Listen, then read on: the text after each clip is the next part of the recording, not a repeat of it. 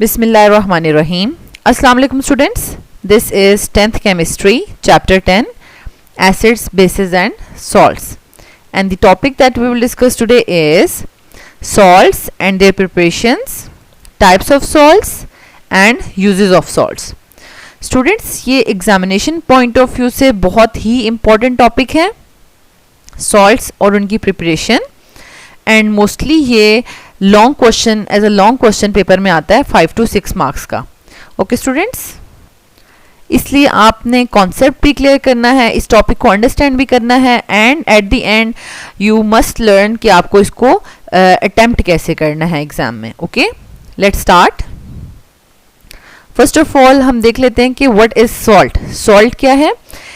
N acid contains replaceable hydrogen atoms, and when a salt is formed when the hydrogen atoms in the acids are completely or partially replaced by metal atoms.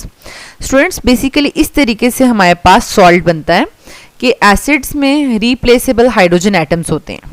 ठीक है, for example हम कोई भी acid ले लेते हैं, that is HCl hydrochloric acid, और इसको हम हाइड्रोजन क्लोराइड भी कहते हैं. ठीक है, हाइड्रोक्लोरिक एसिड और हाइड्रोजन क्लोराइड. स्टूडेंट्स, इसमें हमारे पास ये जो हाइड्रोजन है ये रिप्लेसेबल है.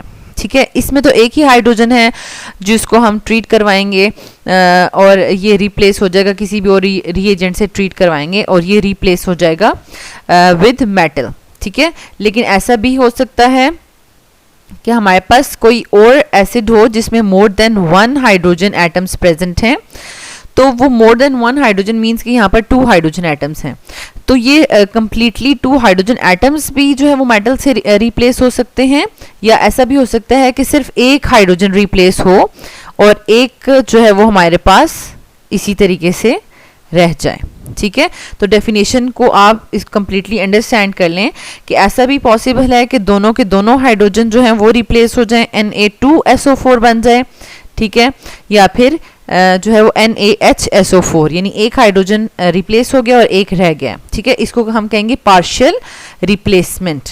ओके स्टूडेंट्स, तो अब आपको अंडरस्टैंड होगी है इसकी definition. A salt is formed when hydrogen atoms in the acids are completely or partially replaced by metal atoms. जैसे कि यहाँ पे HCl में हम इसको मेटल एटम के साथ रिप्लेस कर देते हैं, तो अब ये जो एसिड है ये किस में कन्वर्ट हो गया? सॉल्ट में कन्वर्ट हो गया. ओके स्टूडेंट्स, अब आप यहाँ पर देख सकते हैं कि जैसे HCl है उसमें रिप्लेसेबल हाइड्रोजन एटम था जो कि अब सोडियम मेटल से रिप्लेस हो चुका है. नेक्स्ट है हमारे पास students properties of salts. Basically यहाँ पर बहुत ज़्यादा प्रॉपर्टीज डिस्कस नहीं की हुई इस लेवल पर, आपके इस कोर्स के लेवल पर. जस्ट सिंपल बताया कि सॉल्ट जो है वो आयनिक कंपाउंड्स होते हैं. ठीक है, एंड सेकंड क्या है कि हमारे पास जो सॉल्ट है, the first part of the name of the salt is the metal ion. ठीक है, और दूसरा जो पार्ट है वो हमारे पास जो है वो एसिड से आएगा. एसिड का जो नेगेटिव पार्ट है, second part of the name is the negative part of the acid. जैसे कि हमारे पास यहाँ पर सोडियम क्लोराइड है, तो इसमें जो फर्स्ट पार्ट है वो मेटल है. ठीक है, तो यहाँ पर हमारे पास सोडियम मेटल है तो इसका नाम हो जाएगा सोडियम. ठीक है, और सेकंड पार्ट जो है सॉल्ट का वो कहाँ से आएगा? Second negative part of the acid. अब एसिड में 2 पार्ट्स हैं, एक पॉजिटिव पार्ट एक नेगेटिव पार्ट. ठीक है, तो जो नेगेटिव पार्ट है इसका मैंने आपको नाम बताया हाइड्रोजन क्लोराइड. हाइड्रोक्लोरिक एसिड भी कहते हैं और हाइड्रोजन क्लोराइड भी कह सकते हैं. Hydrogen chloride. अब हमारे पास इसका नेगेटिव पार्ट है क्लोराइड, तो यहाँ पर हमारे पास आ जाएगा सोडियम क्लोराइड. तो इसका नेम इस तरीके से हम लिखेंगे. एंड अदर एग्जांपल्स जो हैं वो आप यहाँ पर देख सकते हैं स्टूडेंट्स. यहाँ पर हमारे पास जो भी ये सब एसिड्स हैं, हाइड्रोक्लोरिक एसिड या हाइड्रोजन क्लोराइड भी कह सकते हैं, nitric acid, sulphuric acid, phosphoric acid. ठीक है, और इन्हीं के नाम दूसरी तरीके से कैसे हैं? Hydrogen chloride, hydrogen nitrate, di hydrogen sulphate, try hydrogen phosphate. ठीक है, तो इनका जो नेगेटिव पार्ट है ना वो सॉल्ट में इस तरीके से लिखा जाएगा, क्लोराइड, नाइट्रेट, सल्फेट, फॉस्फेट. ठीक है, तो अब यहाँ पर हमारे पास डिफरेंट मेटल्स के साथ हमें इनके सॉल्ट्स नज़र आ रहे हैं, सोडियम, पोटेशियम, कैल्शियम के साथ। ओके स्टूडेंट्स, अब यहाँ पर एक और बात नोट करें नेम लिखने में कि अगर Na2SO4 लिखा हुआ है तो आप ये नहीं लिखेंगे डाई सोडियम सल्फेट, ठीक है। सिंपल सोडियम सल्फेट का मतलब ही यही है, Na2SO4, ठीक है। तो क्योंकि सल्फेट की हमारे पास वैलेंसी होती है -2 और उसको आपने बैलेंस करना है +2 के साथ, ठीक है। एक सोडियम के ऊपर एक प्लस साइन होता है और 2 सोडियम के ऊपर 2 प्लस साइन हो जाएगा, ठीक है। तो sodium sulphate, potassium sulphate, calcium sulphate, या हमारे पास फॉस्फेट है तो सोडियम फॉस्फेट, इसका नाम सोडियम फॉस्फेट है, ठीक है। नेक्स्ट हमारे पास है स्टूडेंट्स टाइप्स ऑफ सॉल्ट्स। अब सॉल्ट्स हमारे पास 3 तरीके के हो सकते हैं, acidic salts, basic salts and normal salts. अब एसिडिक सॉल्ट्स कौन से होंगे? अ salt containing a replaceable hydrogen atom, ये एक डेफिनेशन है स्टूडेंट्स एसिडिक सॉल्ट की, यानी सॉल्ट बन चुका है बट उसमें अभी भी रिप्लेसेबल हाइड्रोजन एटम प्रेजेंट है, ठीक है। तो ये फिर उन एसिड्स की बात हो रही है जिनमें एक से ज़्यादा रिप्लेसेबल हाइड्रोजन्स होंगे और मेटल एटम के साथ रिप्लेस होने के बाद भी कुछ हाइड्रोजन जो हैं वो रह जाएंगे, ठीक है। इट मीन्स कि हमारे पास पार्शियल रिप्लेसमेंट से बनेगा, ठीक है। एक डेफिनेशन ये है, a salt containing a replaceable hydrogen atom और formed by partial neutralization of an acid is called acidic salt। अब ये जो वर्ड है partial neutralization, इसका मतलब है कि जितने भी टोटल हाइड्रोजन्स थे एसिड्स में वो तमाम के तमाम मेटल के साथ रिप्लेस नहीं हुए। इसकी एग्जांपल हमारे पास है students carbonic acid. Carbonic acid में 2 रिप्लेसेबल हाइड्रोजन एटम्स हैं, लेकिन अगर एक हाइड्रोजन जो है वो रिप्लेस होता है और एक रह जाता है तो ये हमारे पास बना देगा एसिडिक सॉल्ट। ओके तो ये हमारे पास जो बना है सोडियम बाइकार्बोनेट, ये एसिडिक सॉल्ट है। लेकिन अगर दोनों के दोनों हाइड्रोजन्स जो है वो 2 मोल्स ऑफ सोडियम हाइड्रोक्साइड के साथ रिएक्ट करते हैं और सोडियम मेटल के साथ रिप्लेस हो जाते हैं तो ये हमारे पास नॉर्मल सॉल्ट बना देगा। ओके स्टूडेंट्स, और ये acidic salt, a salt which contain replaceable hydrogen atom or it is formed by partial replacement of hydrogen atom। Next हमारे पास एग्जाम्पल है फॉस्फोरिक एसिड। फॉस्फोरिक एसिड में स्टूडेंट्स हमारे पास 3 रिप्लेसेबल हाइड्रोजन एटम्स प्रेजेंट हैं, ठीक है। अगर एक हाइड्रोजन एटम रिप्लेस हो जाता है मेटल के साथ, एक सोडियम अटैच है, बाकी 2 हाइड्रोजन आपको नजर आ रहे हैं, तो ये हमारे पास एसिडिक सॉल्ट है। और अगर जो है वो हमारे पास 2 हाइड्रोजन एटम्स जो हैं वो रिप्लेस हो जाते हैं विद सोडियम मेटल तो हमारे पास ये भी एसिडिक सॉल्ट बनेगा, ठीक है। 1 हाइड्रोजन जो है वो स्टिल यहाँ पर प्रेजेंट है। लेकिन अगर हमारे पास फॉस्फोरिक एसिड 3 जो है वो 3 मोल्स ऑफ बेस के साथ रिएक्ट करता है और तीनों की तीनों हाइड्रोजन जो है वो मेटल के साथ रिप्लेस हो जाते हैं तो ये हमारे पास नॉर्मल सॉल्ट बनाएगा, ठीक है। तो यानी पहली 2 कंडीशंस में हमारे पास एसिडिक सॉल्ट बन रहा है और थर्ड कंडीशन में हमारे पास नॉर्मल सॉल्ट बन रहा है। Okay students, next is basic salt, a salt containing a replaceable hydroxyl group और formed by partial neutralisation of base is called basic salt. अब स्टूडेंट्स इसमें भी उसी तरीके से हमारे पास सॉल्ट बनने के बाद भी हाइड्रोक्सिल ग्रुप्स अगर प्रेजेंट है, ठीक है, और पार्शियल न्यूट्रलाइजेशन हुई है बेस की, देन हमारे पास बेसिक सॉल्ट बनेगा। इसकी एग्जांपल में हमारे पास स्टूडेंट्स यहाँ पर आपको 2 बेस नज़र आ रही हैं, zinc hydroxide and lead hydroxide. Zinc hydroxide में 2 हाइड्रोक्सिल ग्रुप्स प्रेजेंट हैं।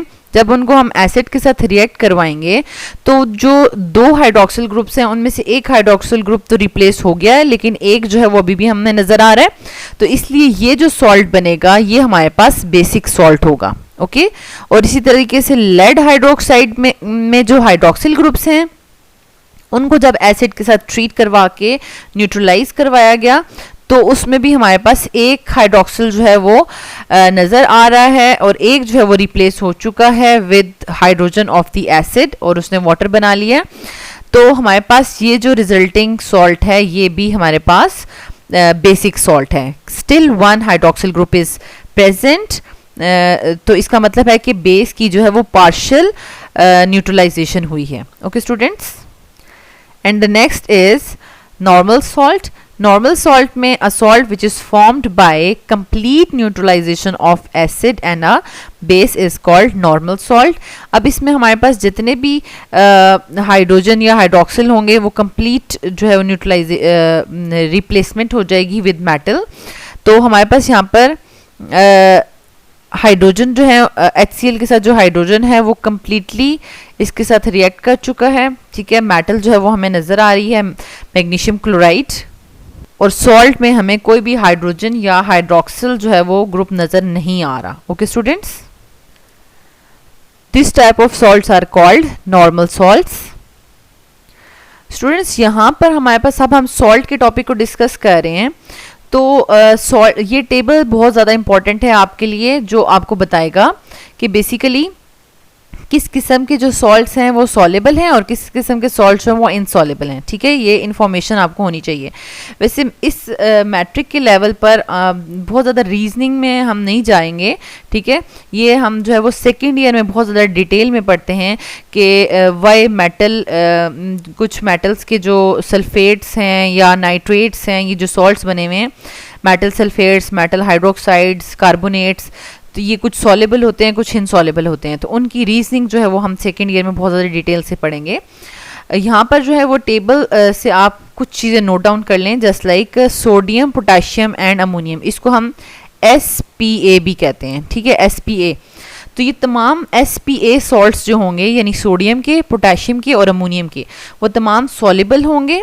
ठीक है, और नाइट्रेट्स जो होंगे ना, डिफरेंट मेटल्स के, कोई भी मेटल आप लगा लें उसके साथ, लेकिन उसके जो नाइट्रेट्स होंगे वो भी तमाम सॉलेबल होंगे।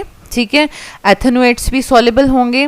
और क्लोराइड्स को अगर हम देखें तो जितने भी मेटल्स हैं उनके क्लोराइड्स सॉलेबल ही होंगे, लेकिन कुछ एक दो जैसे सिल्वर एंड लेड, उनके क्लोराइड्स जो है वो इनसॉलेबल होंगे। सल्फेट्स भी मोस्टली तमाम सॉलेबल होते हैं except these barium, calcium and lead.